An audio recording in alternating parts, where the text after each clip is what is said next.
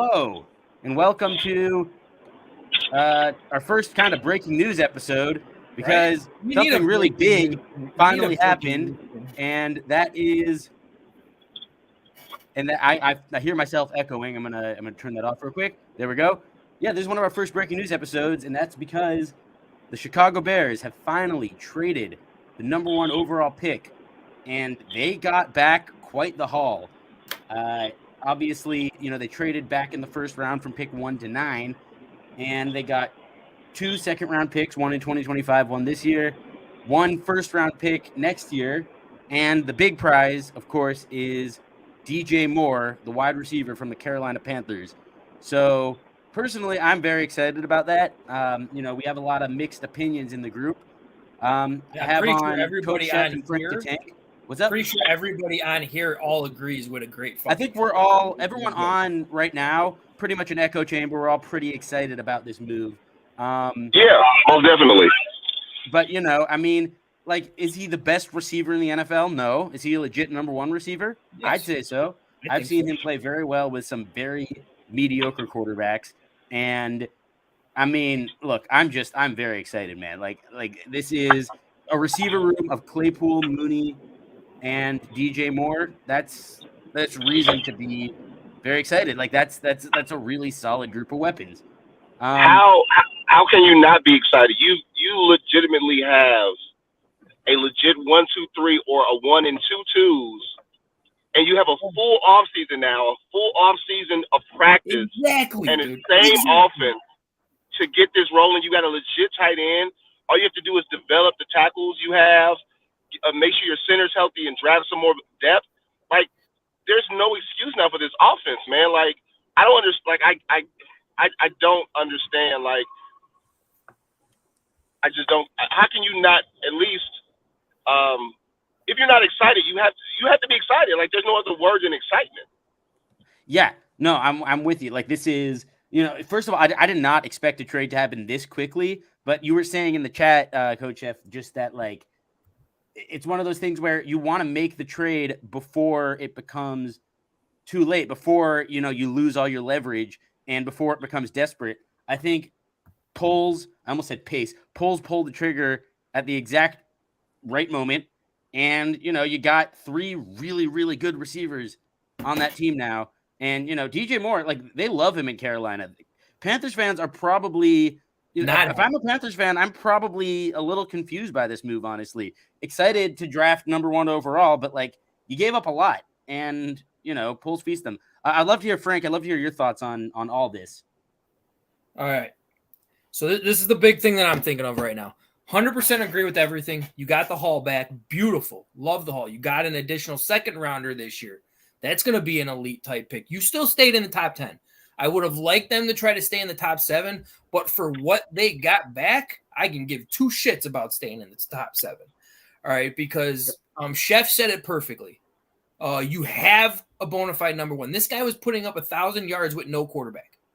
No quarterback. Baker Mayfield. Now you're giving him Justin Fields, who's hoping you're going to take that big step, because the happiest person out of everybody in this, we'll say this world right now, who's a football fan, is Justin Fields.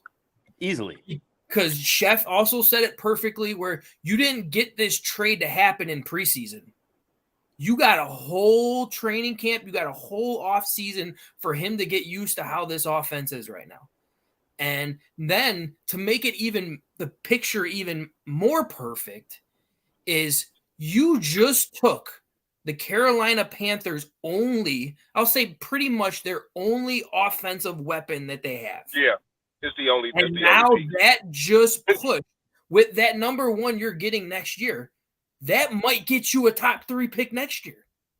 Oh yeah, because look, obviously they traded Christian McCaffrey last year. He was, the heart and soul of that offense. Yeah. In addition to DJ Moore, who's, an elite receiver as well. They trade him this year, so really they're going to be drafting. You don't trade this much to draft anyone besides a quarterback. I think it's going to be either Richardson or Bryce Young. I can't see them winning a bunch of games next year with that, repertoire of weapons. Sure. They're not in a very good division. Future looks better, but the future looks bright, but next season doesn't look so bright. No, Saints got better. I was talking about yesterday with Derek Carr. I don't know about, how good Atlanta or Tampa is going to be next year, but, always, Tampa still got that defense. And I can't, I could see this number 1 pick that we have next year definitely being in the top 10, maybe top 5, maybe top 3. Yeah, it might be number 1. We might have back-to-back number 1 overall picks. You think about this. Your value is 3 number 1s now. Like, this is how you have 3 value number 1s. You have the number 9 pick. You have the pick next year, which means you're going to actually have 2 number 1s next year. You're going to have your actual bona fide pick from wherever the Bears are going to be, plus the Panthers pick. So actually you end up with 4. And DJ Moore's talent is first-round talent. Absolutely. Bona fide talent. No you don't have to worry about you don't have to worry about drafting a guy and hoping he develops or that he hits the first year. Also, another big point about this that I was listening to a couple shows, 670 and also ESPN, is You get a guy also about with being bona fide. Now I forgot my state because I'm in the middle of driving. But my point is, you don't have to worry about potential. There's no potential with this. The guy has put up numbers.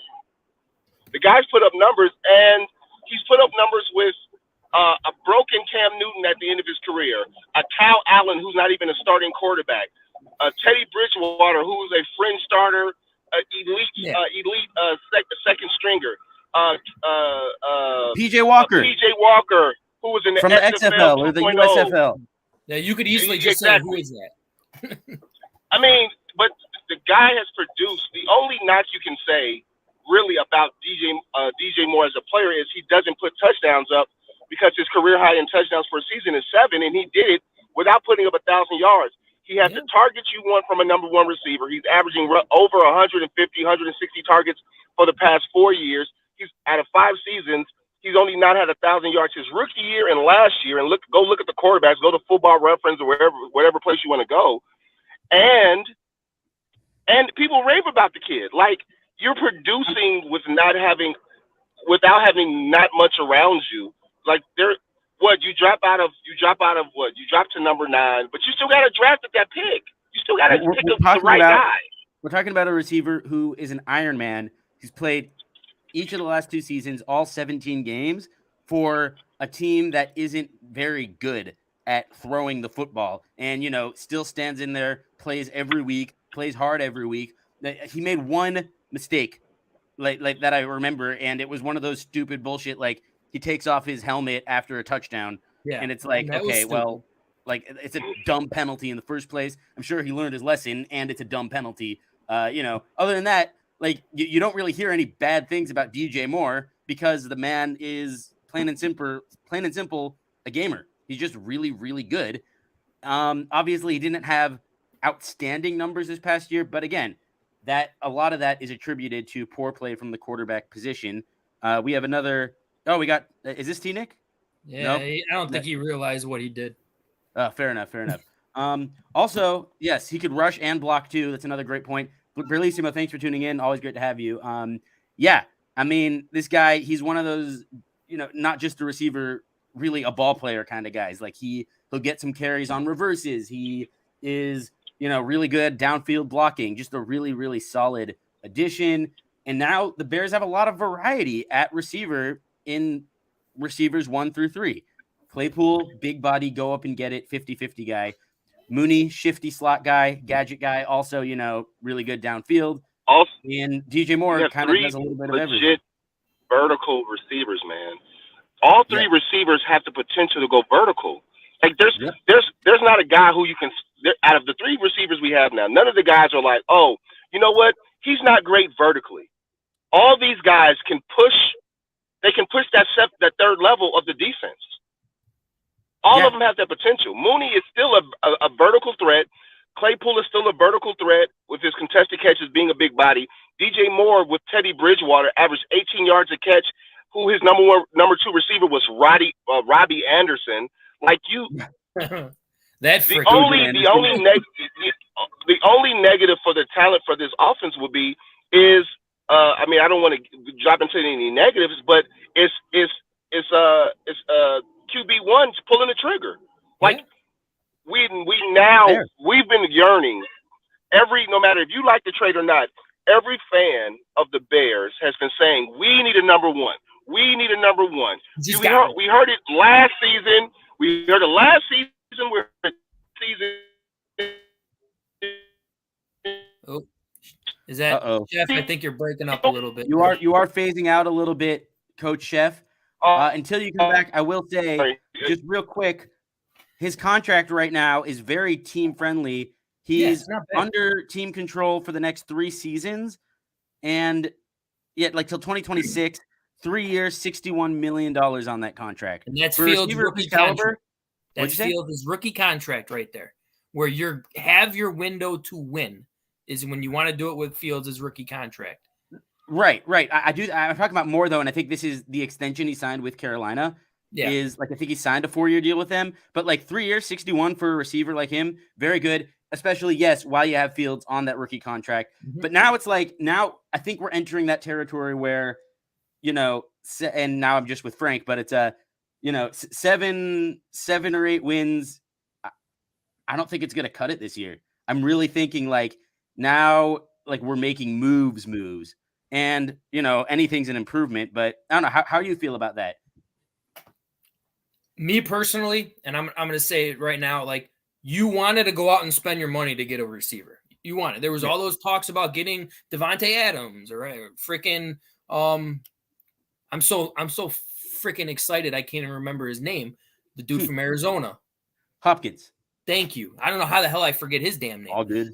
But those people make a lot of money. All right. The difference here is, and we'll even say the guy from Cincinnati, Higgins, like if we were hoping he might come try to make a trade for him, but we would have had to pay him right away. But Moore is 26 years old. And there is, I don't know if it's a team option or a player option, but a potential out after 2024, which is interesting. But yeah, no, he's a kid, and that means, receivers are often good up until they're like 32, 33. We got this guy the next 3 years, and he is very, very solid. Also, Bellissimo saying DJ Moore better than T. Higgins. I'm not sure about that because I haven't watched enough of their tape. He's more proven right now. But yeah, I think that's fair to say. He's definitely and I'm going to get caught up on Ryan Beverly. Ryan Beverly just jumped on and joined us late, so he didn't want to hear about our pick or how we thought about this trade. So Ryan, we freaking love the trade. Love the trade. Yeah. And going at 9, it opens up doors for us right now. All right. We can take the best available defensive end who's going to rush the quarterback. We can take the best offensive tackle. Like we can take a lot of things when it comes down. We could take, hey, and I was joking around about this, but guess what? It might happen. What if Jalen Carter slips all the way to 9? Hey, I don't all of this stuff that's going on with him right now. With him, I don't think it's that unrealistic. And this is something I also said in the chat is like, can we really trust the Arizona Cardinals to make the right move at 3? Yeah. Like teams that have draft picks that early often have draft picks because they're poorly run franchises. So we don't really know, like the draft could go so many different ways potentially. And yes, Jesse, you're right. People do get caught up in Higgins because of Burrow. Like we don't know how the draft is going to go. Like it always goes so many different ways. And at number 9, there could absolutely still be an elite talent available. I'm pretty sure JJ Watt was a number 9 overall pick. I think I can't remember if it was Parsons or Devontae Smith, but one of those guys was very early.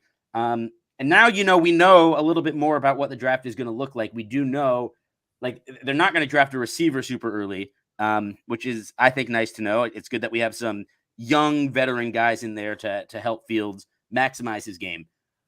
But I'm really thinking defensive line is still going to be the pick, whether that's a Tyree Wilson. Hopefully Miles Murphy slips. I don't think he will. But who's the other defensive end? There's along with Tyree. Can't remember his name. I'm blanking right now. But I'll find it. What did Ryan post again here?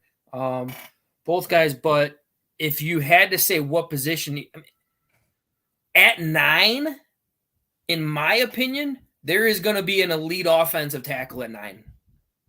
That's kind of my opinion. You're probably going to get maybe the 3rd best defensive end, but you will probably get one of the best offensive tackles at 9. And obviously, a lot of people were going with Fields' old wide receiver, who'll probably be there at 9. But you just got more, so you're not going to get him too. Like also, I mean, look, I still think this draft is less about like the most elite talent and more about like just really solid like B+ contributors. Paris Johnson could be available. That would be an interesting pick. Van Ness from Iowa, also an option. Beast. I mean, there's a good chance one of these guys does fall. I'm still a big Nolan Smith fan. I know he doesn't necessarily fit the Bears scheme, but like there are definitely going to be options there for the Bears. I could see Tyree Wilson falling. I could see Murphy falling. I still think we're going to end up walking away from the draft feeling satisfied. I already feel satisfied, and we didn't even draft yet. Yeah, honestly.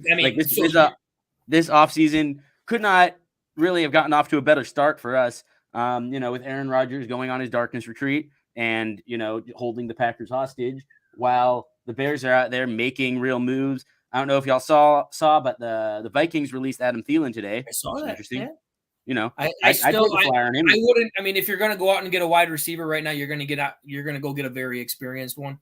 Yeah, so you want a WR4 with his route running knowledge, to work with guys like Claypool, Mooney, and DJ Moore. Like that's I am all in on that Adam Thielen hype train for. Yeah, and I am not like a lot of people, and I know they said it on the chat a few times too, and a lot of people on social media and everything. Moore doesn't have the touchdowns. You have Chase Claypool, who's a big boy, who can go out and get that ball in the end zone for a touchdown. Absolutely. Mooney can go up and get that ball in the end zone. If you still bring back N'Keal Harry, he's going to go up. And then you still got Cole Kmet. You got size. Yes, the one thing you were kind of missing was that breakaway number one receiver, and that's what DJ Moore is.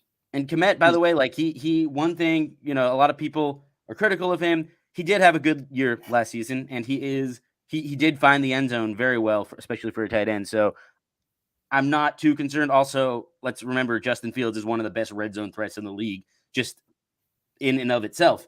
Yeah.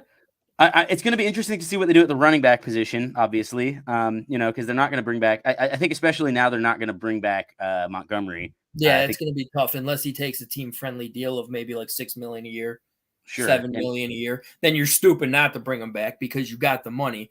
But right now, like the bigger question is, are you going to use that money to go out and get, say, Orlando or a number one expensive tackle? Or are you going Everything I've read is that the Bears really want Orlando Brown, and I think that would be interesting.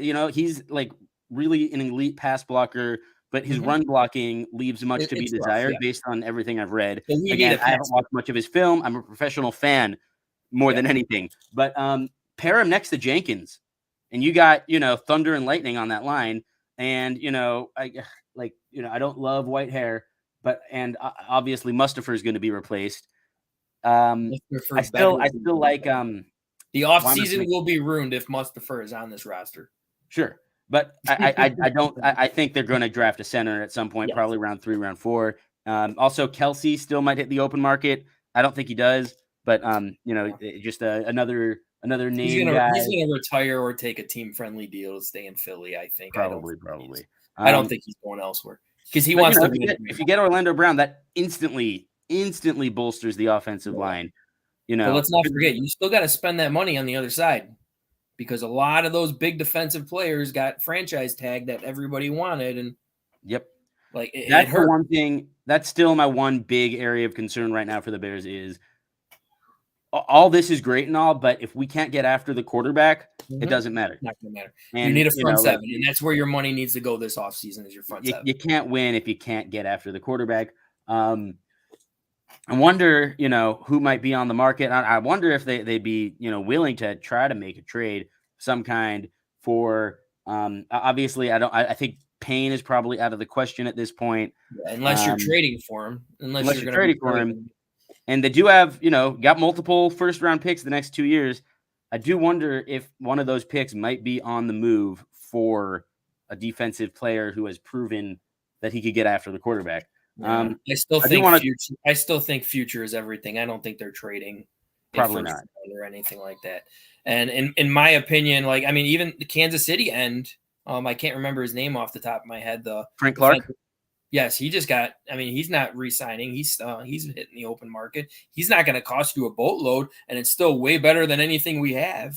Oh yeah, no, and he's a really good defensive end. Obviously, 2-time Super Bowl champion.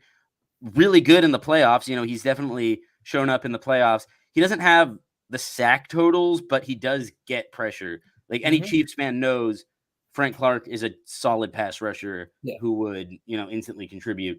And it's just, I guess, yeah, that's still the one thing. And that's why I'm just hoping the free agent market is better than we think it is with regard to pass rushers. Who are the pass rushers who are going to hit the open market? I'm going to look this up real quick. And also, if you're watching, let me know in the comments, please, because at this point, like I was so set on Payne. I guess Bud Dupree. Everybody wanted Payne. Everyone wanted Payne, right? Yeah. Bud Dupree. There's a guy named Leonard Floyd. I don't know if y'all have heard of him. Oh, yeah, I remember that guy. He's supposed to hit the open market. He's the guy when Aaron Donald went down and Von Miller got traded. He accomplished nothing for the rest of the times that he was in LA. Yep, so. exactly. So, Clowney, I like. I mean, I don't mind Clowney for. I like Clowney. Clowney sets deal. the edge. He does his job. He's not, you know, like everyone always talks about how he's a bust because he was, or like, you know, they say he was a disappointment for not living up to being a number 1 overall pick. Okay, but what is he now? A very good, experienced defensive end who you can still get need, quarterback. and you still need that. Yeah. You absolutely do. I could definitely see him in a Bears uniform next year. Arden Key. Can you guys hear me? You good back, Chef? What'd you say? Welcome back, Chef. Yeah, we hear you good. Hey, welcome back, Chef. Yannick Ngakoue. I could see. Can you all hear me? Yeah, we can hear you. Can you hear us? We can hear you. Can you? No. We could kind of hear you, but right now, Coach, we're on the topic of, you know, right now the main concern we have, because we do think the Bears will make that move for Orlando Brown. The main concern we have right now is, like it's been for the past several months, the pass rush. Looking at the free agent market, not exactly A-listers in there. So what do you think they're going to do? Oh, Zadarius Smith. I forgot about that. He was also released by the Vikings today. That could be interesting. That's a phenomenal pickup. Then he'd, you know, make his way all the way around. I guess he's not technically a free agent yet because he hasn't been released officially. Yeah.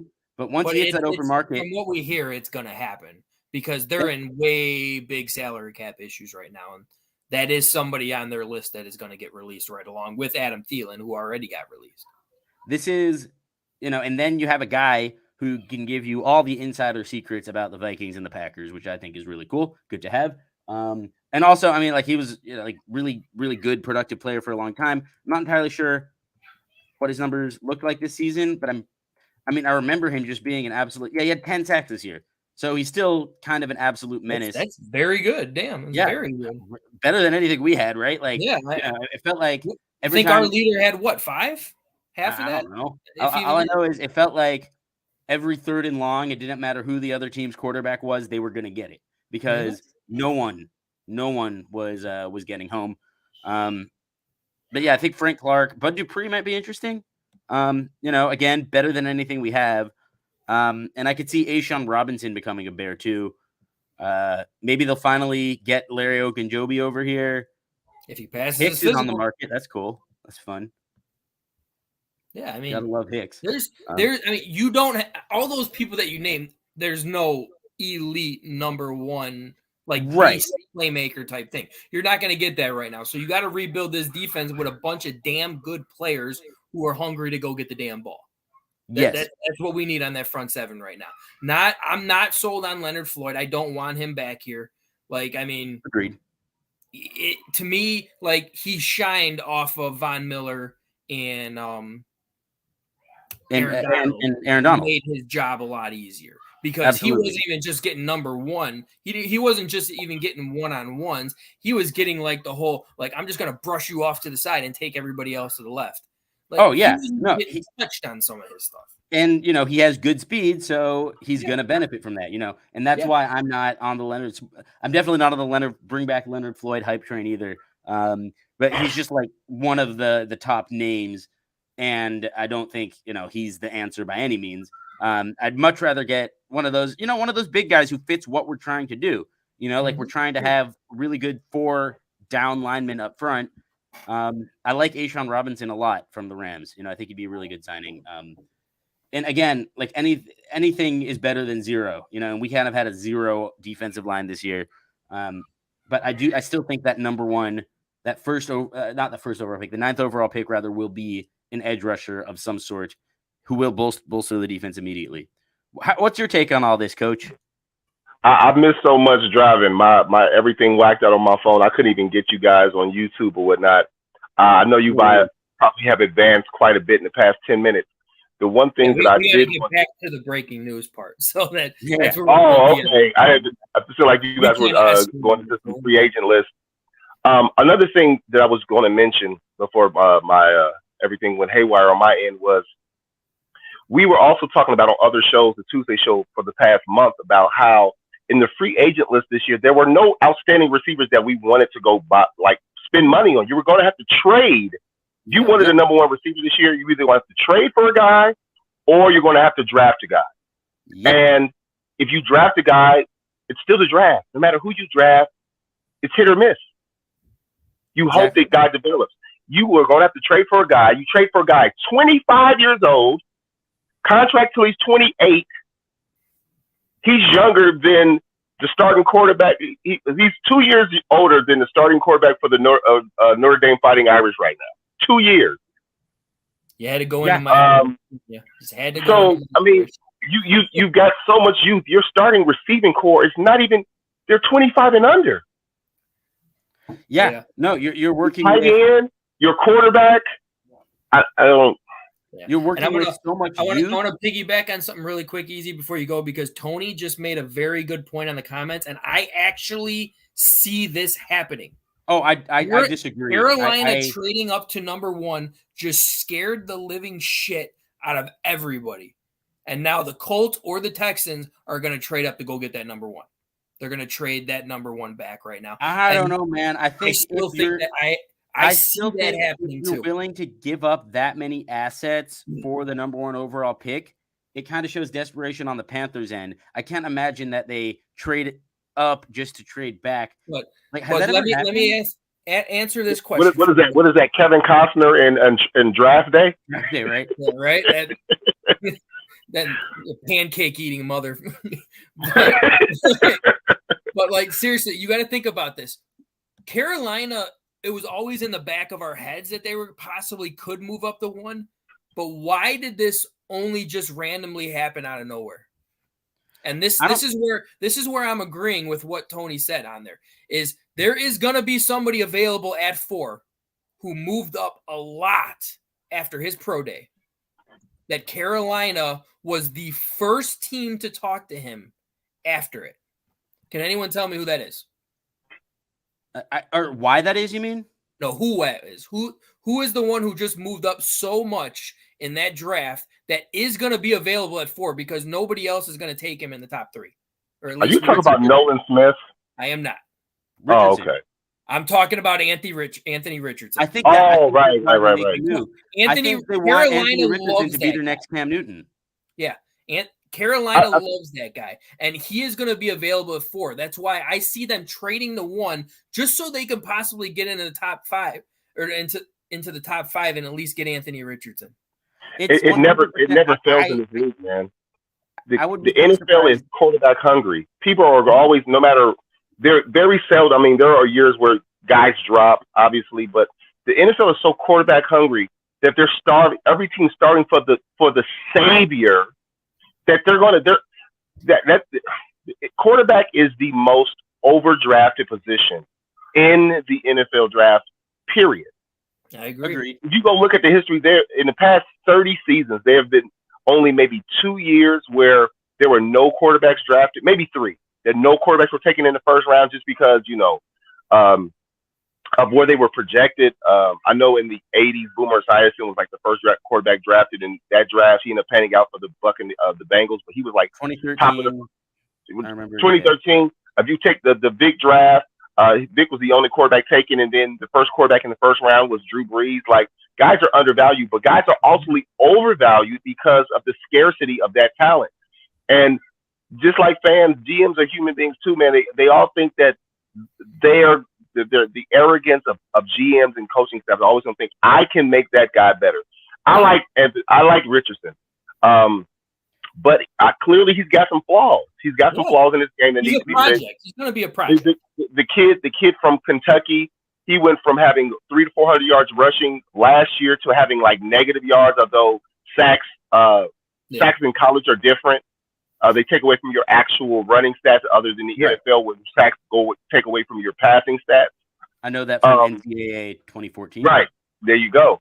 But I think even if the Bears didn't have a quarterback this year, I'm sorry, I just wasn't a Bryce Young guy.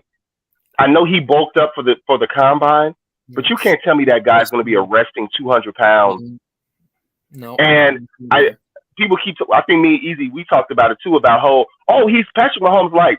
Patrick Mahomes light is still not Patrick Mahomes. I hate it when people do that shit. I hate it. Even though I kind of did that with Myles Murphy, comparing him to J.J. Watt, so I just stepped on my. I get the comparison, but like you can't make comparison to guys who are so special.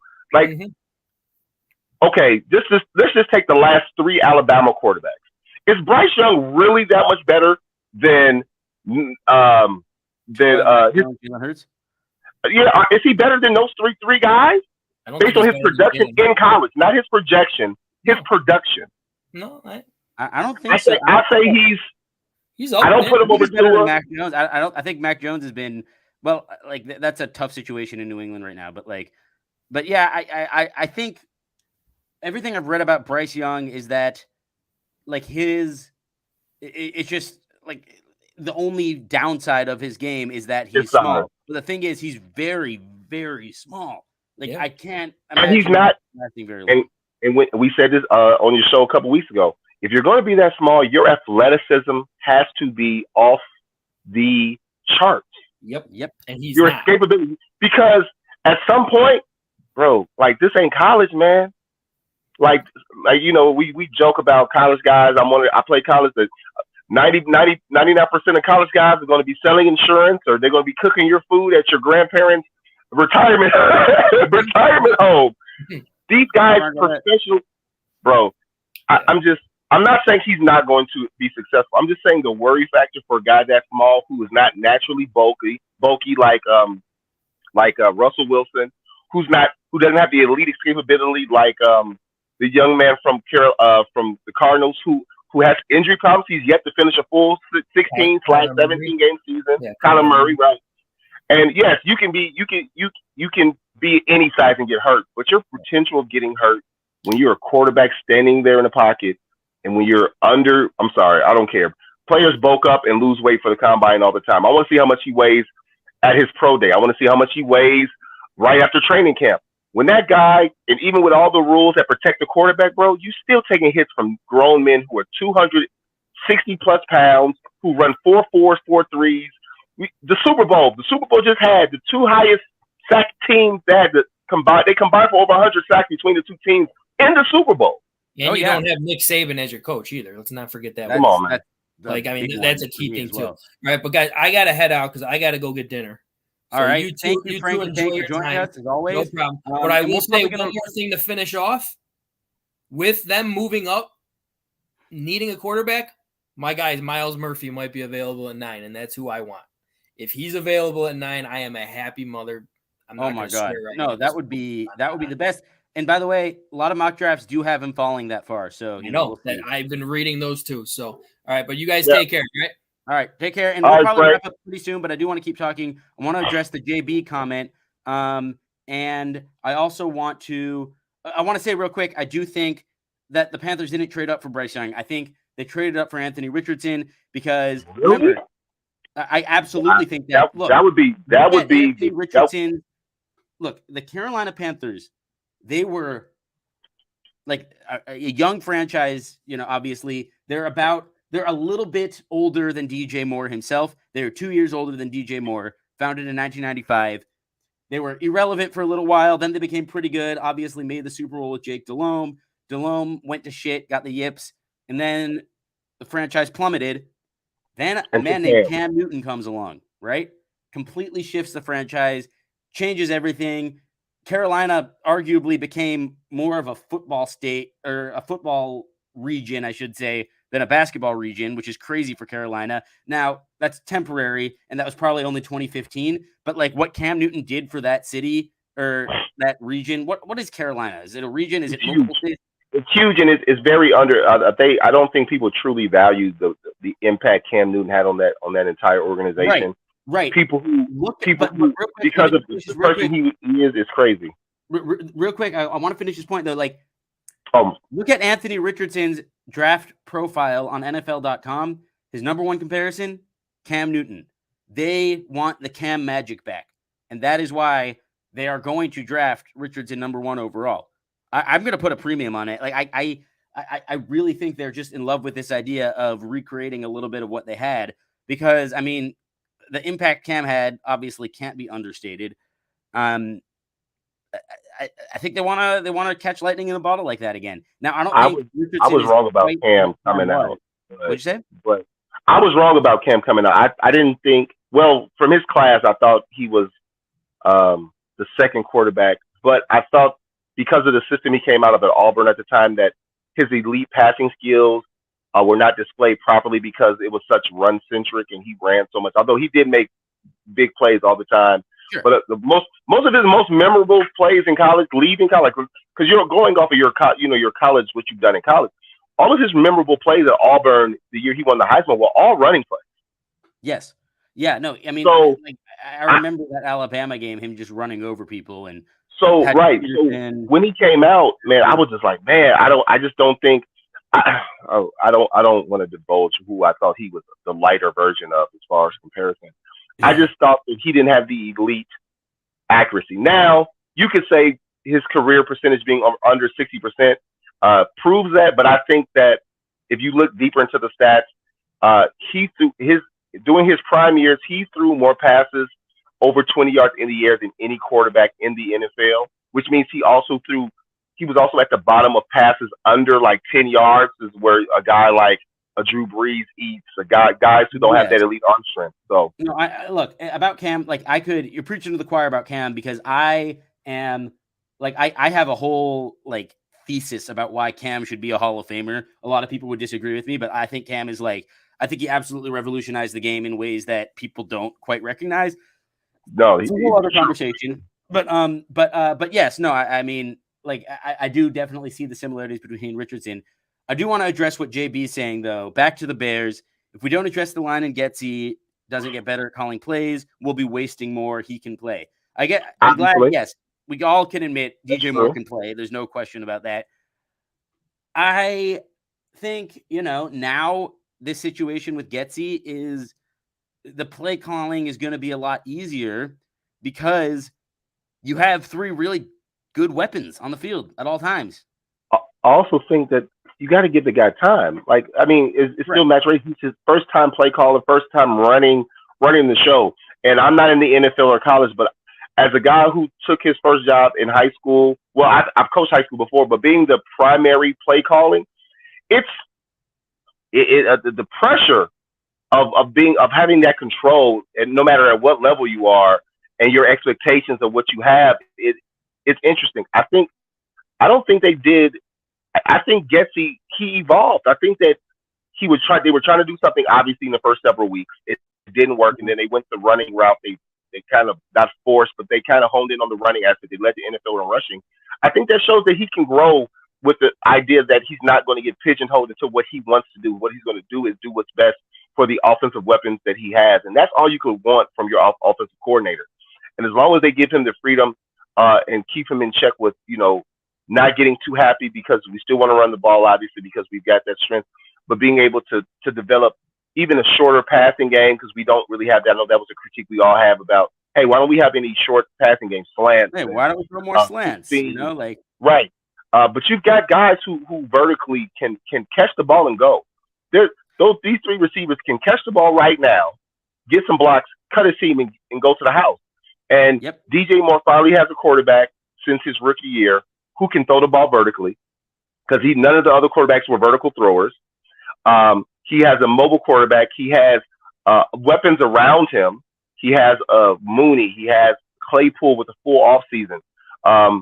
Now, yes, we do need to address the offensive line, but also to me, the offensive line is a thing about maturation. You had a rookie. You had two guys who were 2-year players. You had a guy who wasn't a full-time center, and Lucas Patrick, who also wasn't healthy. So it's still development. I mean, it's the NFL. I think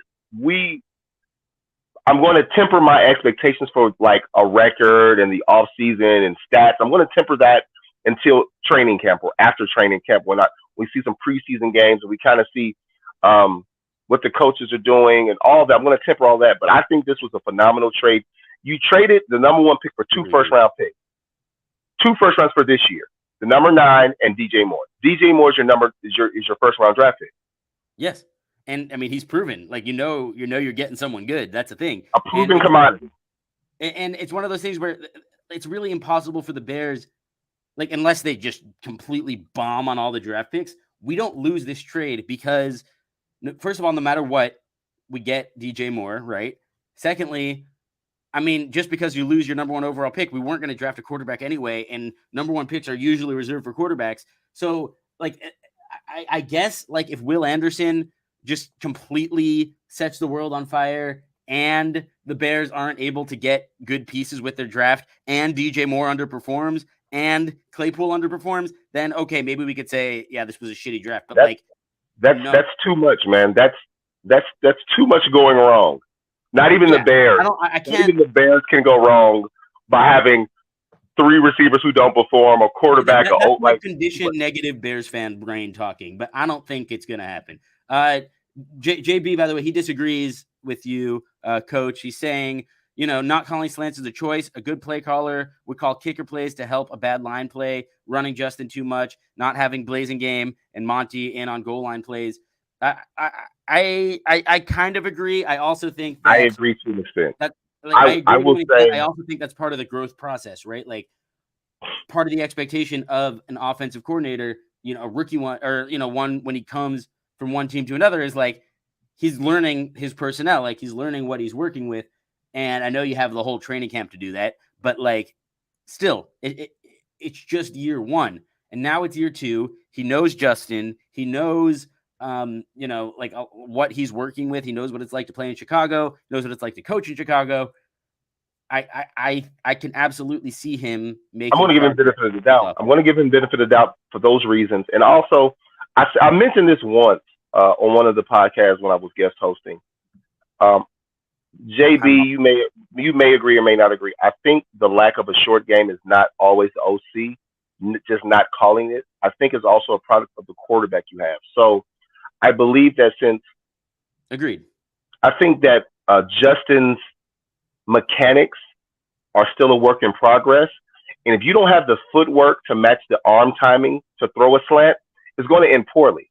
So I think, this is my opinion, I'm not projecting anything. I think that in training camp and practice, the timing with his footwork and the receivers, it was so not clear that they decided not to do it. Like, you can't eliminate a key. You couldn't. There's no in the route tree, a basic route that you learn in Pop Warner football in high school freshman year, unless there's a problem with some type of timing with the quarterback. Yes. No. You played football, like you've played, both. If I remember correctly, both sides of the ball, like at the skill positions, like defense and receiver. It's one of those things where, like, you blame the coordinator all you want, blame the receivers all you want, but like the quarterback is the one responsible for getting this timing down. And I also find it that, like, if you are constantly blaming play calling, maybe your quarterback just isn't very good. Now, I'm not saying that about Justin Fields, because in Justin Fields' sense, one, yes, there was some noticeably bad play calling for a year 2 quarterback from a rookie offensive coordinator, or for a new offensive coordinator, I should say. And secondly, I mean, I think that generally applies more to more experienced quarterbacks. Like with Jay Cutler, it was like, oh, the play calling sucks. The play calling sucks. Well, okay, has the play calling really sucked that badly for 7 years? Right. That, and also as much critique. I mean, we're going to critique because we're fans.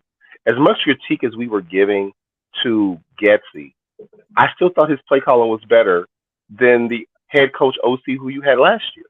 the year prior. Excuse me, not last year, but the year prior. It was I still completely better. agree. I questioned less calls than I did with Matt Nagy. Oh, I completely agree. I think Getsy actually, like, given the cards he was dealt, I think he did a fine job. I think there were some things he did really, really well. And Foulmouth is saying here, we're not going to get DJ Brown or we're not going to get Orlando Brown because he's going to want 21 million or more a season. So half your money is gone for 2 players. How? I don't know if that math is right. Yeah. The Bears. I think that's a third of the that money. The contract they got for DJ Moore is a super team friendly deal. Like, if let's put this in perspective. Think about this. What if DJ Moore was a free agent this year? He's clearly the best receiver on the free agent market. He would want more money, and he would get more money than Orlando Brown gets, and what his current contract is getting right now. I don't know if he'd get more than Orlando Brown, but I know he'd get more than his current contract. Because look, it's an offensive tackle. Like, left tackles are going to get paid more in general. Okay, that may be the case. But yes, I do think he'd demand $30 million a year or more. Still, easily, you know, he would get more money than our previous number one. Lord, now I'm mad. I forgot his name. Former Bears receiver. Oh my goodness, brain farts on a Friday. Jeffrey, not Brandon Marshall. Jeffrey, the one not Jeffrey, the wide receiver we just had who played with the Rams this past year. Oh, Allen Robinson. Allen Robinson. He would garner more money than Allen Robinson wanted and got right now if he was a free agent. So you just got literally a guy who's 25, 3 years left on the contract, who would be, if he was a free agent, the number one free agent target, who you probably would get outbid for. You got him, not for nothing, but you got him. Plus, you got 2 extra first-round picks for this year, next year, 2 extra seconds. So I just got home. Do you have the Bears picks at least the first 3 rounds? Do you have the numbers? For the first 3 rounds, like who has the first? Oh, for the Bears. The Bears slot, the Bears picks. I think we have 9, 61, and here, wait, let me find it real quick. Looks like we have 9, definitely 61 and 55 and 65. So that's 4 picks in the first 3 rounds. Come on, man. 1, 55, 61, and 65? Yes. 1, 55, 61, 65. Yes. Yeah. Or no, not 1, 9. I'm sorry, it's 9. No, I got you. And those back end picks, the 55, the 61, and 65, you can use those to move up. Mm-hmm. If there's a guy you like, if Post likes a guy, you can move up. You can also, you have a little. You may not get your game-changing defensive lineman or offensive lineman, but you can trade and get a guy who you can mature, who can become something, bro. All pros and Pro Bowl players and game changers come in the second and third round as well. Sorry, I just ate a really bad breath mint. But yeah, no, also, not to mention, we got a second round pick. Like, I could see a situation where the second round picks next year, we got at least 2 of them, one from the Panthers and one for us. If they want to trade up, they could still trade a second round pick next year and still have a second round pick next year in addition to 2 firsts. So yes, the Bears are absolutely still in a position to trade up to someone they like. We've got more leverage. I could see them trading up from number. They could trade up from number 9 to number 5 if they want to draft Will Anderson or Miles Murphy. I ain't gonna lie. I'm sorry. I wouldn't. I just wouldn't. I wouldn't either personally. But I'm saying, like, if that's their guy, they could do it, and it wouldn't be crazy expensive because of all the assets that we currently have. We're lacking so much depth on the defensive side. We need those picks and some solid veterans. I agree. We need to, like, the main thing right now is bolstering that line. I do like Bobby Okereke, the linebacker. It'll be an interesting signing. Ryan Beverly, coach, you still there? Yeah, I'm still here. Okay, good. So do we all look for Fields to make a much bigger jump this season, like time management, down decisions? Say Rodgers leaves, do y'all see them finishing possibly 2 within the division, more than 10+ wins? A lot of words for how you think the Bears are going to do this year. Good question, Ryan. I was trying to temper that. I was trying to temper my expectations on numbers, but I'm not going to. I don't want to do this, but I'm going to since he asked. I'm not going to say he becomes our first 4,000-yard passer, but he comes pretty goddamn close this year. I could see it. He comes 3,800. 35, 3,800. I see. God, I don't want to do this. Okay, let's just do it because the trade just happened within the past 3 hours. I see 3,500. I see 28 plus touchdowns. I see 10, 11, 12 picks, and I say he rushes for 600. Okay, I could see that. More than 450, less than 800. And then, do you think that leads to wins? Yes, I do. Yes, I do. Because now, even if the defense is still lacking, we went through a stretch last year where we were averaging 30 points a game. It's true. And with that was no receiver. That was when Mooney was healthy and Claypool wasn't getting all the snaps, but he was still, run game. Yep, run game really and tight end. Come on, man. Yeah, honestly, the run blocking's been good for the Bears. Like, people don't realize that. The pass blocking is really what has sucked. But yeah, I'd say, if Rodgers leaves, especially, and the Packers are scrambling with Jordan Love out there, and the Vikings taking a step back, losing Zadarius Smith, losing Thielen. Not that Thielen's like a great player right now, but like I think the Lions are going to be a threat. I definitely buy into the Lions hype, but I do think the Bears could finish number 2 within the division. I don't think if Poles continues on this pace of a really good, no pun intended when I say pace, this pace of a really good offseason, I could absolutely see the Bears. Well, first of all, they will be competitive, and I could see them winning 9-10 games next season and, really pushing the needle because, right now we got the weapons. Running game should be good. They're usually good at finding running backs. The defense is ranked line. It's really just about bolstering that D-line at this point, in my opinion. And look, just to your point, Foulmouth, real quick, Orlando's going to want maybe $25 million a year. DJ's getting 20. That's like $45 million gone. Yes, and the Bears still have $60 million left over. Like, where do you think? Like, where do you think the money goes? The money goes to elite players, or maybe you have to overplay like a really, really good player, but sometimes, you got to pay to play. Like, yes, that is a lot of money to spend on 2 players. And at the same time, what else are you going to do with it? Like, it doesn't roll over the way you think it does. Like, we got to, like, eventually you are going to need that money to pay the quarterback. You're right. You're going to need that money maybe to even pay Chris is right. Chris is right. That's a lot of money between 2 players. It is. So keep this in perspective. So you had a 3-year deal from a receiver who is locked into his contract. And then hypothetically, I don't think they're going to get Orlando Brown Jr. But even if you did, when free agency starts technically Tuesday, if those were your 2 signed picks, you'd be ecstatic.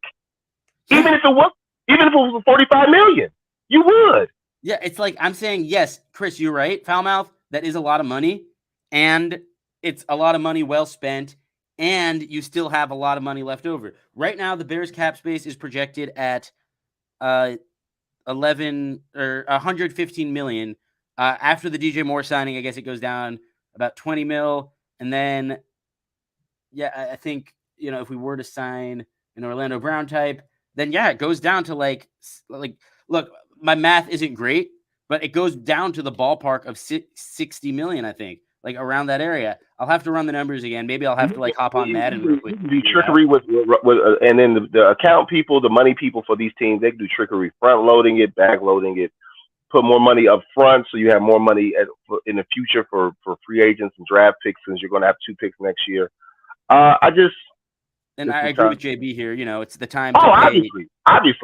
Yeah, I mean, like, I hate to say it, but sorry, Roquan, a player like DJ Moore has more value than a player like Roquan Smith does in the NFL today. That's just the reality. Yeah. But, also I want to say, Smith left tackle or an ex-Bucks player. No, I'm not entirely sure which Smith you're referring to, Ryan. But also, yes, you can restructure if Moore wants to stay. But also, I just looked it up. Bears salary cap, according to Over the Cap, right now DJ Moore instantly has become the Bears' highest paid player with his $20 million salary over Eddie Jackson. That's obvious. That's obvious. He's a wide receiver. I mean, it's just saying, like, the Bears, as we all know, they aren't paying very many people a lot of money. So yes, Like, And how many more receivers? if our How many two receivers main, are being paid more? if our two main Bargain. free agent signings were DJ Moore and like the top left tackle on the market, yeah, I'd be very ecstatic about that. And the only difference is, we had to trade back a little bit. Really, I just like the real winner here. Like, the real person I want to shout out is Lovie Smith. Like, my God, thank you for winning that game against the Colts. Oh, Lord. I was going crazy. I was so excited. I was so happy. And this is why, we're getting a really good weapon out of it. And I can't wait to see, the kinds of things that DJ Moore is able to do in this offense with growing young Justin Fields. It's just going to be very exciting. And hey, easy. So I told you I would come on, and although I'm not responsible for dinner, technically I'm responsible for dinner. I'm gonna have to get off real soon because it's date night. Me and my lady are supposed to. We got a babysitter. We're dropping both boys off with their cousins, and we're going to have a night out with just the adults. So I got it's 6. I still got. I just came in from work, so I don't know how long you plan on being on, but I can give you about 5 to 8 more minutes. I was planning on pretty much wrapping up pretty soon. Okay, cool. We'll go like a full. We'll make it to like the full hour and whatnot, but then we'll wrap up. I guess last thing, I want to talk a little bit about. Well, first I want to just find out. When I look up Bears cap space, 2023, it says the 115 million mark.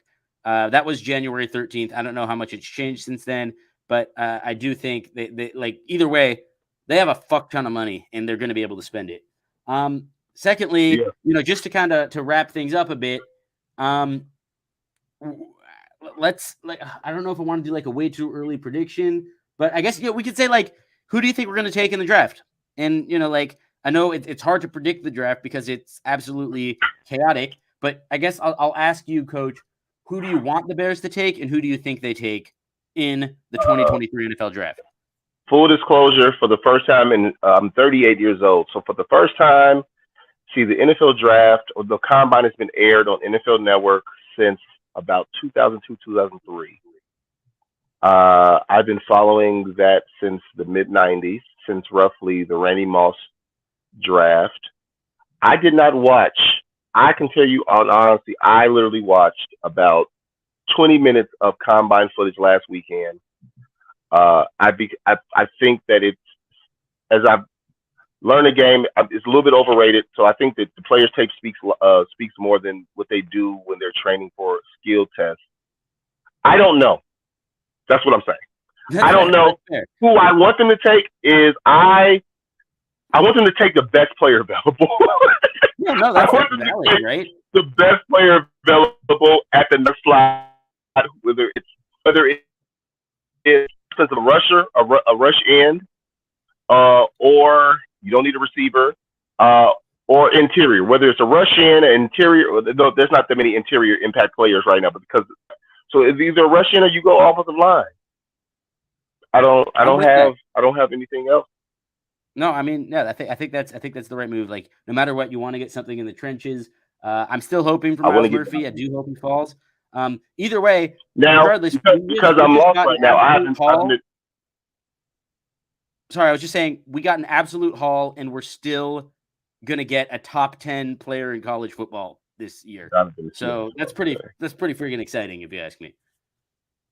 I'm excited. I'm so excited. I was getting gas, and I hopefully we got a new viewer. I just was talking to the gas station attendant at Speedway, and I asked him. I was like, "Man, you hear about the trade?" He was like, "Man, I'm not the biggest football fan, but I'm a hockey fan." I'm like, "Great, we got a hockey guy on the podcast network I work for. Sometimes we call him Frank the Tank. So hopefully he tunes into our shows. Hopefully we get a new viewer. He was at work. I don't know. No, always good to get. I was some excited. Yeah, we gotta get we got to get Frank to talk about some of the Blackhawks trades and value picks we got for the next year's NHL draft, because Oh yeah, for sure. It'll be fun. I wish the Blackhawks were good. But anyway, we will wrap up. We've been going about an hour. Always great to have you on, Coach Steph. I know this was a spontaneous episode, but that's what breaking news is, and that's the business we're in. And I think How do I want to end this one? How do I want to end this one? Oh, we got a new comment. Good show, fellas. Thanks a lot, Ryan. Much appreciated. Thanks for tuning in. And